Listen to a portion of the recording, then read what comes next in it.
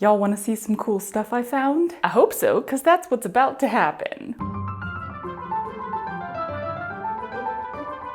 This is just gonna be a show and tell video today, cause I got some cool stuff at an estate sale, a vintage store, and then like something that said it was an estate sale, but was definitely just like a kind of weird antique store thing. Like it was listed as an estate sale, but then it was actually just like a weird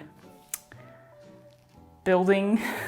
This makes it sound sketchier than it was. It wasn't that sketchy, but it was just like not a store, but you know when it's not like a storefront, it's just like a space, and it was just piled full of stuff that they probably got from estate sales, but it wasn't just one person's estate sale. Anyway, let's just start off with a super long explanation. I think it's ever since we moved to the LA area for the first time, just because I knew that like we'd be here for a while, or potentially for like ever. I think, K's keep getting stuck in my throat. I think that's when I started allowing myself to start buying stuff. Because for a long time I was moving so frequently that I was like, you can't really buy stuff because the more stuff you have, the more you have to move. You know, everything needed to be like useful. But since we've kind of settled down here, it's like you can finally get the cute stuff that makes you happy. And a lot of that stuff is like a whale basket from Joanne, or a hot air balloon lamp from a nursery, or a strawberry mug from World Market, I think. Yep, that one's from World Market. A lot of the cutest stuff that you find, especially in the world of dishes and mugs, is just from like World Market or Home Goods. And for some really random reason, I really want a chicken mug. Has anyone ever seen a chicken mug? I don't know, my brain latched onto that a while ago. It would be perfect. I want a chicken mug in my mug collection. But also, it's really fun to go to antique stores and thrift stores and estate sales, especially estate sales around here. They're interesting. They are often loads of fun. Cutting board. This was actually, Matt wanted this, but I was up for it. I love a good wooden cutting board. Okay, and then also I found these at the estate sale. I think it's India that uses stuff like this a lot, only they'll stack them like really tall, because it's each a separate container, so you can put like your rice in one, your curry in another, your bread in another, and it keeps it all separate from each other, and it's great for like taking your lunch with you somewhere. These are just too high, but it's still super cute. I'm sure you can find these in stores or online all over the place. I think they're a really cute way, that was loud, to take your lunch somewhere. Ironically, I don't take my lunch somewhere anymore, but you know, if we ever want to do like a little picnic, perfect. But that is the fun thing about estate sales, is sometimes you just find stuff there that you're like, oh, I could have just gotten this at a store, but I'd never thought about it. I didn't think about it until I saw it. And then you often get them for cheaper. I think they gave me these for $15, which like isn't super cheap, but probably cheaper than buying them new. Okay, and then this basket I found at the weird estate sale that was actually just a massive antique store, and I could not help it. I love a good basket, but this one is so fall, autumn, witch, like the handle. Ooh, it was all about the handle. I also love the colors and the design, but the handle is what made me go, I don't even think it's real wood. Like I think this has definitely been manufactured. I don't know. It's really hard to tell. It might just be real wood that's kind of been like cured and even painted over. Can't tell. Either way, I still really love it. Like despite not being much of a fall person, this is such a good fall basket. I didn't need that. I also have this idea. Well, not that I have the idea. I have the fabric. This orange plaid fabric that I have a giant bolt of it. It feels delightful. I got it at Remainders, so I don't know what it is. But I am just picturing this absolutely stunning fall outfit out of it. Like cape, big ol' skirt, whole 9 yards, and this basket would be perfection with that. When am I gonna do that? I don't know, next fall? because I don't think it's happening this fall. Okay, and then this. It's like an old box camera thing. Antique Eastman Kodak box camera is what they labeled it. I don't know why. This is the second time that I've bought an older camera at an estate sale. What's the other one I got? Oh, it's up here. This is the other one that I got. I'm not like an antique camera enthusiast. I'm not trying to collect these things. I don't know much about how they work. This thing is heavy. Oh, it's a brick. But I do still find them fascinating. I don't know, it's almost like all the moving parts are so cool in the way that you give babies toys that are interesting to look at and have lots of moving parts and they just go nuts. That's how I feel about old cameras right now. Anyway, yeah, I'm not like trying to collect a bunch of vintage or antique cameras, but I do now have 2 for some reason. But yeah, this is just so cool. Like, again, moving parts and like the little bits all around it. I don't know what they're for and I'm fascinated. So yeah, now I have that. Y'all, I think like a couple years ago, I wrote down on a list somewhere that like something I wanted was a dagger letter opener. A letter opener that was very reminiscent of a dagger with which you could theoretically murder. This is not very theoretical, it's very sharp. And then I now have 3 of them that I've gotten in very close connection with each other. I like didn't see one for a couple years. I didn't want to just go and like look it up online and buy it from some, you know, probably cheaply made company. What are my words? You know what I mean. Some sort of random brand that's just like making stuff really cheap because fantasy is suddenly a trend. I wanted to get one that was actually like older. Now I have to go get the other 2 so I can show you. So the first one that I found was this one at an estate sale, I don't know, earlier this year, which is very dagger looking. The details are not as clear, and I don't think this is actually like an antique. I think this is more of a prop. But I was like, there it is. There's finally a dagger looking letter opener. This one's not very sharp at all. And then I went to England and to Hampton Court Palace, you know, to take classes there. And in the gift shop of Hampton Court Palace, they had tiny daggers or tiny swords. You couldn't even call this a dagger. This is a tiny sword based off of the blade versus the handle length, proportions, ratios. I was like, are you kidding me? That's like legit a teeny tiny sword letter opener. I don't even know if it's supposed to be a letter opener or if it's just like, hey, here's a tiny sword. But yeah, that 100% was going home with me. So now I have 2 tiny swords, daggers, whatever they are. And then yesterday, or 2 days ago, or whenever it was now, I rifled through something and found this one, very daggerish, quite sharp, with like this little guy on top blowing his horn. Yeah, I was like, that's awesome. Now apparently I have a collection of dagger or sword looking letter openers. I'm honestly interested if I'll ever find more. I'm into it.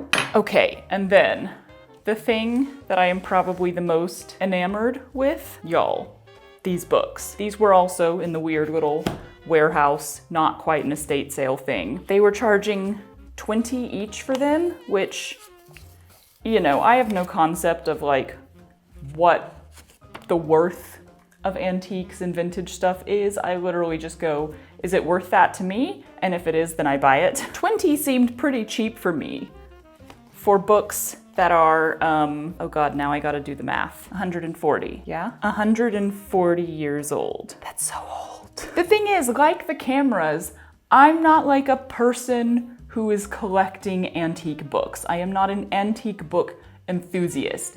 Maybe you could say vintage books, yes. I just like books that look nice, that like have been bound beautifully. I talked about this on the other channel recently, or possibly I am talking about it soon because I don't know when this video is coming out. I mostly read classic literature, and part of the reason I think that I haven't been as big of a fan of modern books is because paperbacks just don't excite me. The cover design of modern books is like, it does nothing for me. A beautiful leather bound or like hardback or like well-designed book, ooh, it just, And typically people only do that to the classics, which is fair enough, I guess, but like, that's why I like to buy the classics. Anyway, my general policy though is that I don't allow myself to just buy a book because it's pretty. I want to make sure that it's something that I want to read or potentially might read someday. The big deal here was that I recognized the names on these books. Not only are they poetry instead of, you know, a census of farmland or something, but like they're also poets whose names I recognize. They're also beautiful and in really good condition, like really good condition. But then when I opened this first one and there's an inscription inside, M. Louise Saub seems very French. March 29th, 1884. I saw that before I even saw that the book itself is from 1883. There's even in this one a paper in here that is clearly also probably around 140 years old. It's kind of barely holding together, but it's Christmas songs. It's like the lyrics printed out. Well, I guess 4 of them are Christmas songs and 1 is just kind of a regular hymn. And I'm like, was this like a caroling thing? Were they gonna go caroling and this was like the printout of their lyrics? Or did she tear this out of a book really carefully? Or was this from church? Was this like the specialty songs that they were gonna sing this week that they handed out to everyone? Are these recognizable songs? Christmas bells are pealing. No, I don't recognize that. I like that it's like Christmas bells are pealing and this one's like a religious sort of song. Hear the story, wondrous story. They are chiming, sweetly chiming, Jesus Christ, the Lord of glory, came to earth on Christmas Day. So it's a religious Christmas song. Then the next one down is He is Coming, and I was like, which direction is this gonna go? He is coming, Kris Kringle, ha ha ha ha ha. He is coming, Kris Kringle, ho ho ho ho ho.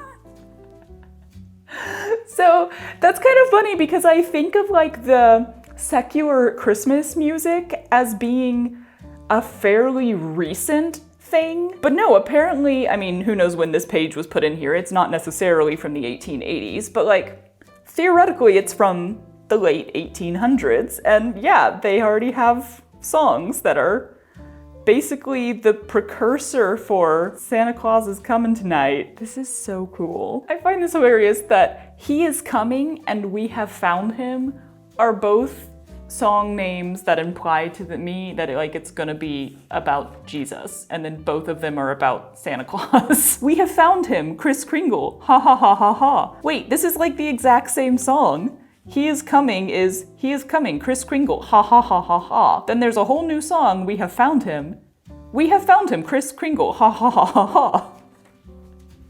All right, so they weren't super creative yet. We may all be Kris Kringles, ha ha ha ha ha. Wait, what? Was this an idea back then, that everyone was Kris Kringle? Well, that's kind of actually, you know, true. Everyone is Santa Claus because we all give each other gifts. And who is Kris Kringle, would you like to know? 'Tis all who are loving and tender and true. It is all who to others affections impart. I'm sure it is me and I'm sure it is you. Huh, so they had a very, different idea of Santa Claus back then. It was like the myth was there, it sounds like. I'm theorizing here. It sounds like the myth was kind of there, the story was there, but then it was with this very present knowledge that it's a myth and that we are all Santa Claus because we're the ones who impart affections and give each other gifts. How fascinating. Okay, the next song, The Christmas Tree. For now he's near, he'll soon appear, and we his jolly face shall see. Oh, welcome Santa Claus's man, Kris Kringle with his Christmas tree. Y'all, I'm sorry, we're going down a whole rabbit trail that has nothing to do with the books, but I didn't actually look at this page very closely, so now I'm fascinated. This is a whole other thing. This acknowledges Santa Claus as a presence, but says Santa Claus's man is Kris Kringle. What? Now I desperately need to go look up the history of Santa Claus and Kris Kringle and what people thought about him. We definitely nowadays would say Kris Kringle is just another name for Santa Claus. This seems to imply that Santa Claus and Kris Kringle are two different people who exist simultaneously. The feeling here is almost like Santa Claus stays in the North Pole or whatever, and Kris Kringle goes out and actually delivers the gifts. Almost like he's the head elf or something. But then also there's the idea that Kris Kringle is all of us. So did they think that Santa Claus existed, but Kris Kringle was the thing that everyone embodied at Christmas by giving each other gifts?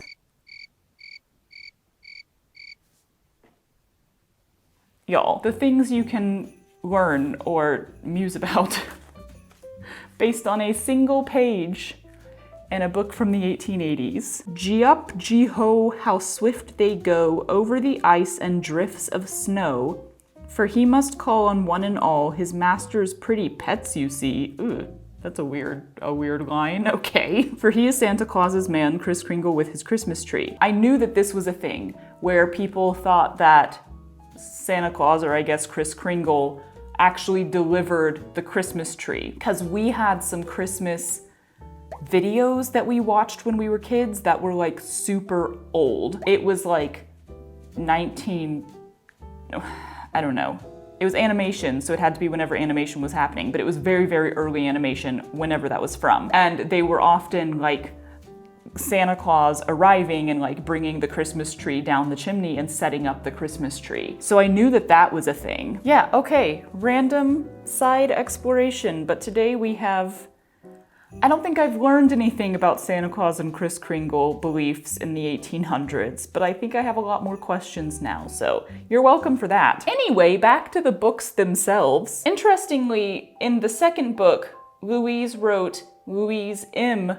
Sob rather than M. Louise Sob. I wonder if back then people's first and middle names were kind of interchangeable. You could just kind of put whichever one first that you wanted. And this one is actually from a little bit later, 1887 it says. So interesting to me that two books that clearly were meant to be sort of a collection, one was made in 1883 and one was made in 1887. Fascinating, but also logical. Back then, clearly the making of books would have been a slower process. So I'm sure you could have over years and years made this collection. I wonder if there were more in this collection of these little books for poets. I bet there were. The publishing house is what? Who published these? The Poetical Works of John Greenleaf Whittier. Houghton, Houghton, Mifflin and Company. The Riverside Press, Cambridge. Oh God, y'all, there's a lot of stuff in here. I mean, it's poetry, so I guess that makes sense. It doesn't take a lot of pages to put one poem. There's a lot of poems. I didn't know Whittier wrote so much. Actually, I don't really know much about Whittier in general. And then Bryant, A Meditation on Rhode Island Coal.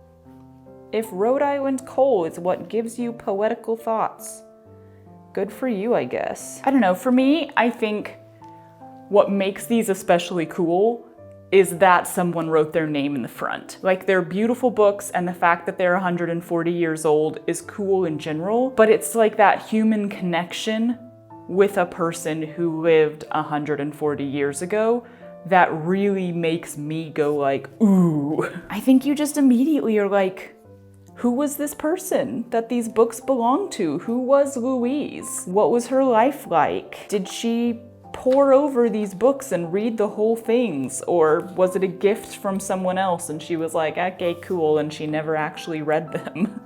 There's something in them. What's in it?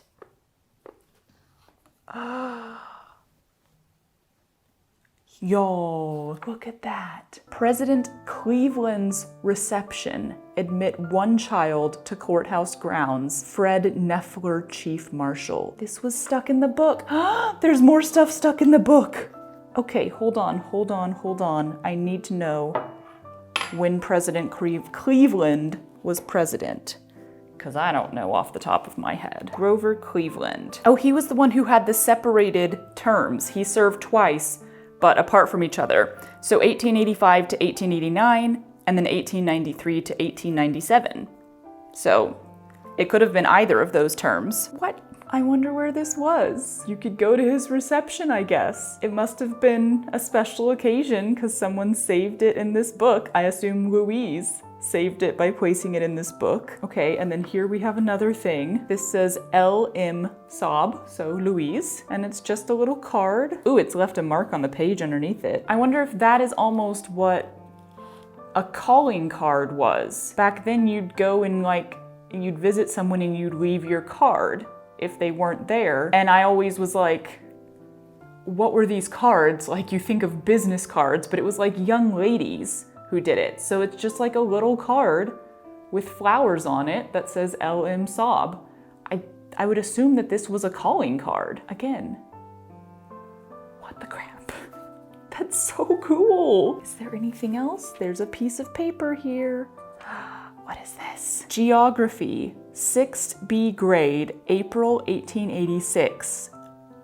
So potentially Louise was a child when she had these books. Potentially. If the admit one ticket was for her, it was for one child. If she has a little geography quiz in here, potentially this was her 6B grade geography test. Why is agriculture the principal occupation of the people in the southern states? Name a state in which you can find gypsum, gold, zinc, rock salt sponges. Draw with pencil if preferred an outline of the states that touch Lake Michigan.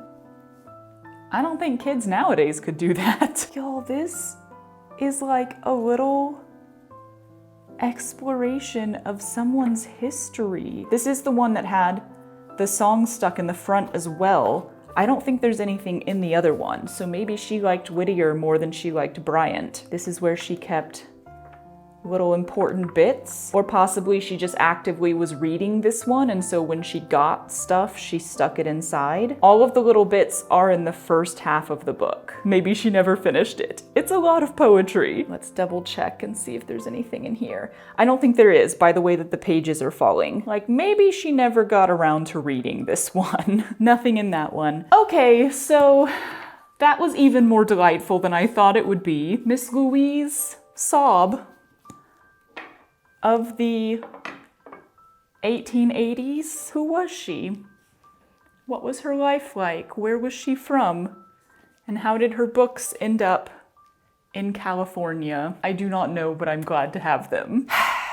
All right, well, despite how cool that was, we ain't even done, y'all, because I found something else at the not really an estate sale place for an incredible price that's been sticking in the corner of this the whole time. A Tiffany lamp.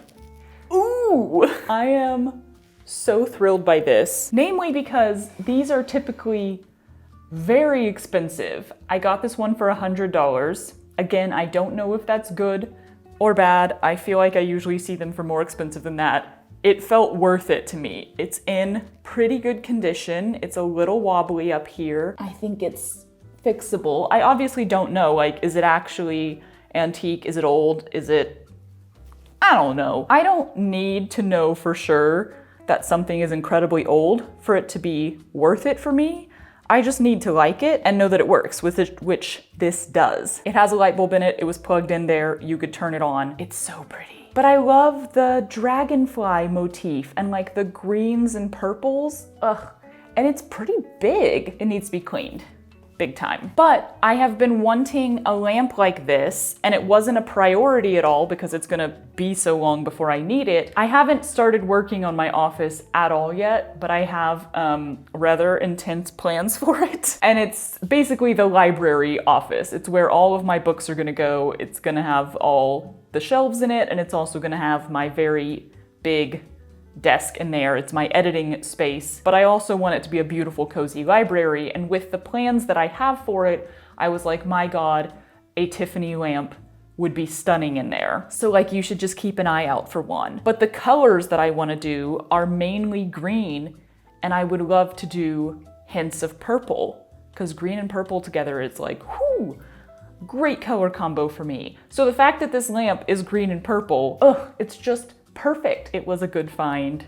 It's gonna look so pretty in there. But last little things, this was from a more like vintage kind of gift store thing where they have like some vintage stuff, but also local artists, stuff like that. They had some cute stuff this time. Look at this. Y'all, this is such a cute idea. It's a measuring tape. I don't know who made these. I'm sure this is a local artist, but it didn't have like a name on it or anything. But they clearly just took like the little round measuring tapes that you can get at any craft store. The turtle was my favorite, but there were fish, there were pigs, and then they had done a bunch that were just sort of like a pretty fabric on the front, like with flowers or something or embroidery on it. But like, what a freaking cute idea. It was the kind of thing I looked at and I was like, oh, you could make that. But I'd rather just buy one that someone else made because someone else already took the time and the skill and thought of this and everything. How freaking adorable. And then I saw this and could not resist, because you know I love things that look like animals or food, hence my desire for a chicken mug. It's a little bear honey pot with his little honey pot stick. It's so cute. Aww. I don't even know. Again, like, this place has a lot of local artists, but weirdly they don't like tell you who they are. I don't know, but I would assume that's not vintage or anything. I would assume that's just a local artist or something. And then this one, I just really liked the shape and the color of it with the attached spoon. I love how it's off-centered like that or whatever. I don't know, like, just something about it connected with me immediately. This is my thing with like pottery, vases, anything like that. If I look at it and I'm like, for some reason, I love that, then I'm like, yeah, okay, that's fine. Get it. You're allowed to just love something. It's easy with animal shaped stuff. I'm like, I know why I love that. It's because it's shaped like an animal. But yeah, more like just general design stuff like this. Like, you don't have to like know why you like it. You can just like it. And I really, really like it. I kind of want to see if I can drink coffee out of it. It would be a little dangerous, but probably hilarious. It's a nice little layout I've created here. I always get so excited about the really cool finds when I find them. And in the past, I think I've thrown some into whatever video I happen to be making at the time, but it's always just kind of random and very off topic. So it's nice to just spend a little bit talking about it, especially because these ended up being so much more fascinating than I even expected. I am still just over the moon with that. Do you guys know the word Sonder? I believe it's actually a German German word. But if I recall correctly, Germans correct me because I know there's some Germans who watch. It's like the concept of looking at another human and realizing that they have an entire full life, that they have a whole story, and it's just as full as yours is. Like, we love to throw around the term like main character energy and everything nowadays, but like the reality is we are all the main characters of our own stories, regardless of how exciting or interesting we personally think our own stories are, you know? But then to look at another human being and be like, oh, they're the main character of their story. And that is true of everyone that I'm looking at. This is a little off topic, but this is part of the reason that I have trouble being in crowds. I have this in my head all the time. I look at other humans and this happens naturally. I automatically have some part of my brain that goes, oh my God, they have a whole story. They have a whole life. Their existence is completely separate from mine and yet just as full and round and chunky and full of details. And when there's a lot of people around me, I feel like my brain is doing that for like every single one of them. and it can get really overwhelming really fast. Anyway, so this word sonder that, I don't know, it was one of those like things that people used to post on Pinterest and stuff that was like words that are from not English languages that explain things that English language doesn't explain. And I really latched onto the word sonder because I was like, oh my God, yeah, I have that, I do that, whatever the proper conjugation of that word is. Yes. And that's like what makes this so cool to me is the woman's name in it. And thinking like, she had a whole life. And what was that? What was the experience of going to Grover Cleveland's reception at the courthouse? Did she do well on her geography test? Or did she fail it? Did she get halfway through the book of poetry and then started courting someone and never came back to it? I don't know, there's so many details to think about when you just see somebody's name written in potentially their own hand. It is the same handwriting very specifically in both books and on her calling card. Anyway, that's a whole thing. On that fun note, bye! Come here. Hello. Hi, Mr. Cutie. You're so nice. Do you wanna sniff turtle? Did you try to bite the turtle? Turtle's not for you to bite. He took my turtle. Where are you going? What you doing with that? There's just a turtle butt sticking out of your mouth. Can I have it? Can I have it? No. Can I take it back? Thank you. That's gonna be mine. But thank you. Can you be friends with Turtle? Munch. No, come back. Can I have it?